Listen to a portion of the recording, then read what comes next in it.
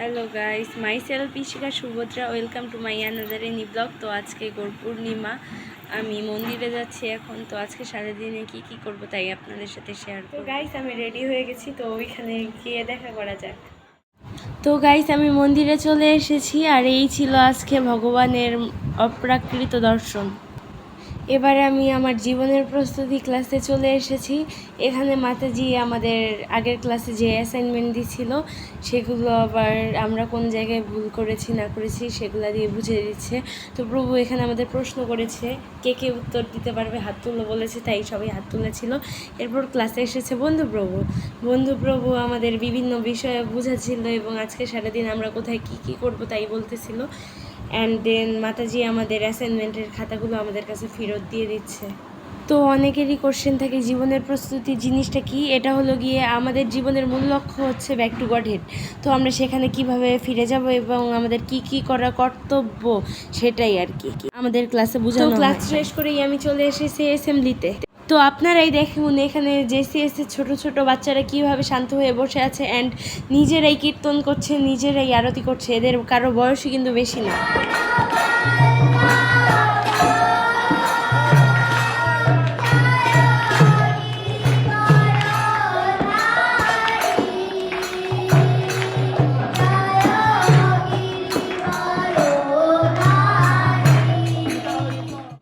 And দেনই আমরা চলে গেছিলাম নগর কীর্তনে। তো আমরা মন্দিরকে পরিক্রমা করতেছিলাম এবং প্রত্যেক ডিপার্টমেন্টে গণিতাই নিয়ে যাচ্ছিলাম। এটা আমাদের জেসিএসের গণিতাই। তো সারাদিন নির্জলা উপবাস আছি, আর কারোরই ভালো লাগতেছে না, তাই একটু এন্টারটেইনমেন্টের জন্য সবাই একসাথে বসেছি কীর্তনের জন্য।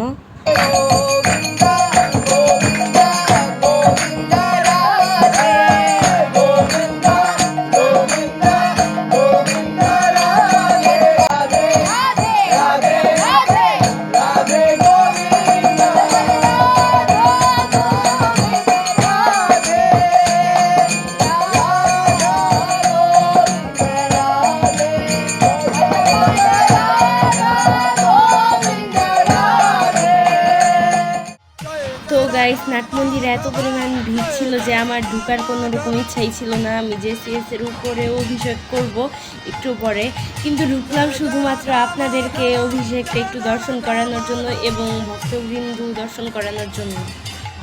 কথায় আছে সাধুসঙ্গ সর্বশাস্ত্রে কয়, লভমাত্র সাধুসঙ্গে সর্বসিদ্ধি হয়। তো এভরিওয়ান কথা বলতেই আমি আবার চলে এসেছি জগন্নাথ স্টিল বিল্ডিংয়ের ছাদে।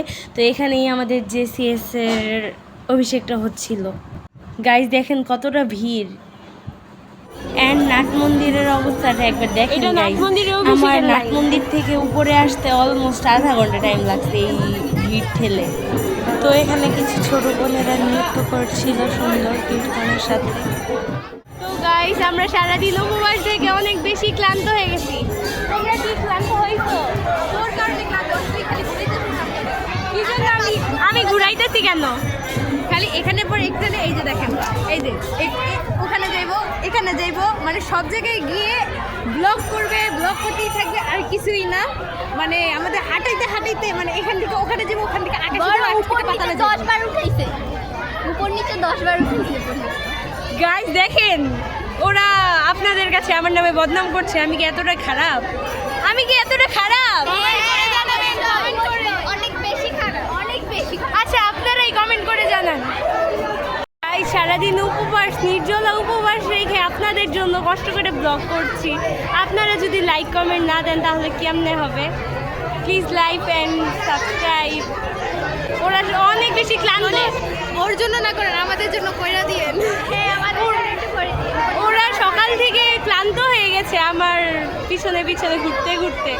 আমি ব্লগ করতেছি, আমার পিছন ঘুরতে। তো আমার বোনের সারাদিন উপবাস থাকতে মাথা ঘুরাইতেছে।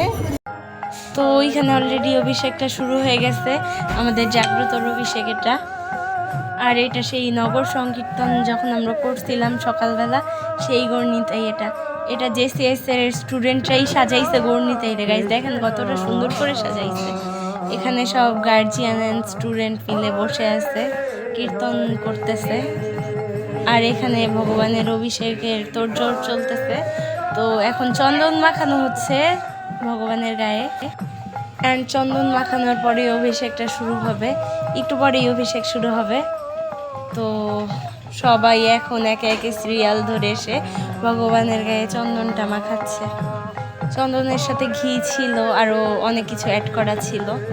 তো এখানে সবাই কীর্তন করতেছে, সবাই এক সিরিয়ালে বসে।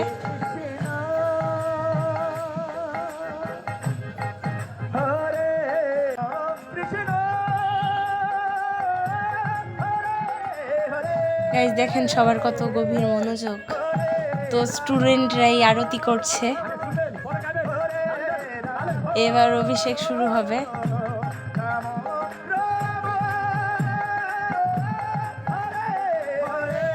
তো অভিষেক শুরু হয়ে গেছে, দুধ দিয়ে স্নান করানো হচ্ছে সবার প্রথমে, অ্যান্ড দেন একটা ফলের রস দেওয়া হবে। তো সবাই এখন প্রসাদের লাইনে দাঁড়াইছি। তো গাইস ফাইনালি অভিষেক ডান। লাইনে দাঁড়াইছি আমরা, আমাদের প্রসাদের লাইন নিতে পারিনি, অনেক ক্ষুধা পাইছে, ভিড় ছিল আর ক্যামেরা ধরার মতো কেউ ছিল না। চল আমরা বিভিন্ন ফলের জুস দিয়ে লাইনে কত বাকি আছে, অনেক লাইন বাকি আমাদের, অনেক বড় লাইন প্রসাদের। ফাইনালি লাইন শেষ করে প্রসাদ পেয়ে গেলাম। তো গাইস আমরা এখন খাবো।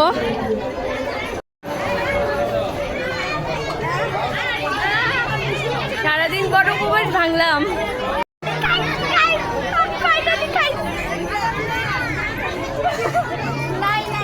গাইস আমরা এখন আমাদের রুমে চলে যাচ্ছি। তো ওই পাশে তো প্রচন্ড ভিড় দেখাই যাচ্ছে, প্রচন্ড ভিড়। তো রুমে যাই আমরা এখন প্রসাদ খাবো, অনেক বেশি ক্লান্ত।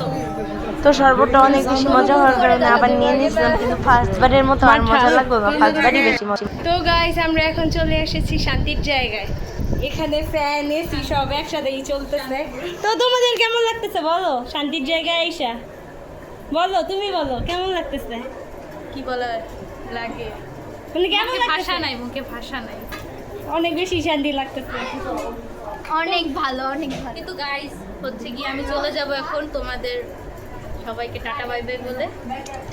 আগামী শুক্রবার দেখা হইলেও হইতে পারে, দেখা হইতে পারে আবার, না হবে ও যদি আসে তাইলে হবে, যদি আবার দেখা হয় আগামী শুক্রবারেও একটা ডেইলি ব্লগ থাকবে। তো একটা দিদির সাথে দেখা হয়ে গেল, উপবাস থাকার পর তার ফিলিংস জানতে চাই। সারাদিন উপবাস থাকা এখানে শান্তির জায়গায় আসার পর কেমন লাগতেছে? খুবই ভালো লাগতেছে, এত ঠান্ডা ঠান্ডা বাতাস খেয়ে, ফিলিং সো গুড। এতক্ষণ কেমন ছিল ফিলিং? এতক্ষণ লাগতেছিল মনে হয় আমার কেউ তেলের মধ্যে ভাইজা দিছে, এরকম তুমি বলো তোমার কেমন লাগতেছে? ওর মাথা ঘুরাইতেছে, আগেই বলছিলাম ওর মাথা ঘুরাচ্ছে। আমাদের ব্লগার এখন কেলায় গেছে। এই ব্লগার কিছু বলো। ভিডিও করতে বেশি শান্তি লাগতেছে গাইস, বাট আমি এখন মুখে দেই নাই। তো গাইস সারাদিন পর বাসায় চলে এসেছি, অনেক বেশি টায়ার্ড লাগতেছে গাইস। আজকের ব্লগটা থাকবে এই পর্যন্তই, অ্যান্ড নেক্সট ব্লগ খুবই তাড়াতাড়ি আসতে চলেছে। এটা পোস্ট করতেই আমার 2-3 দিন টাইম লাগবে, লেট আপলোডের জন্য সরি, কজ এত বেশি টায়ার্ড হয়ে গেছে আমার, 2-1 দিন ঘুমায় এনার্জি নিতে হবে গাইস। তো গাইস এ পর্যন্ত, আপনারাও ভালো থাকবেন এবং আমার জন্য কৃপা করবেন যাতে আমিও সুস্থ থাকি, অ্যান্ড এভাবেই ভালোবাসা দিবেন যাতে আমি এভাবেই এগিয়ে যেতে পারি। তো আজকের ব্লগটা ছিল এ পর্যন্তই, টাটা, গুড বাই।